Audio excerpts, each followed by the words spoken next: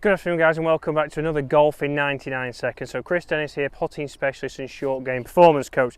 Today what I want to talk about is how to practice your bump and runs and how to know how far they're going to go.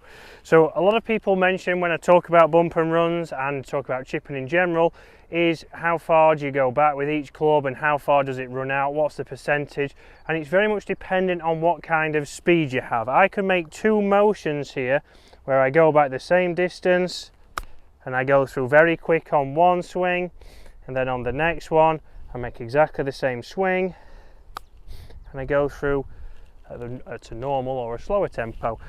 And you can see the difference there is 20 yards. So being able to be consistent is all down to what kind of speed you have. You might be somebody with a faster tempo, a short and quick. You might be someone like myself, a little bit longer and smoother. And we get two different results, but either way can work pretty good. So it's finding out what you do for yourself. So coming down here, what I want you to do is pick a club that you're going to use for chipping and bump and runs. I've gone for my pitching wedge, which you can use.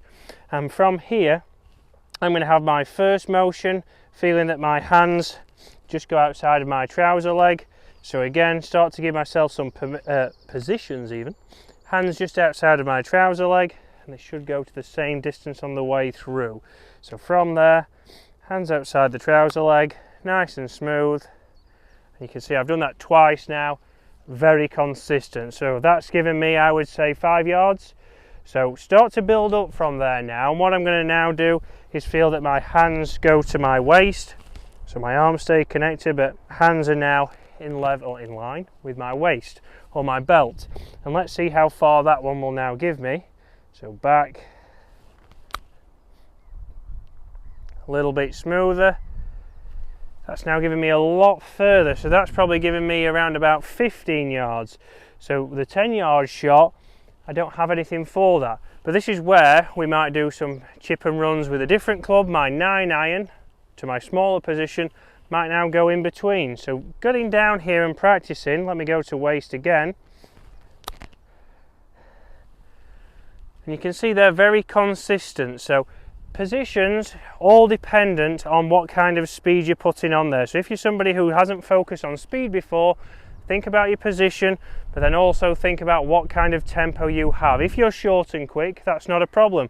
We might go down to your wedges, we might go down to your 50, we might go down to your 56 to get different shots. But come down here, get your positions, hit a few shots. Let's go shorter now.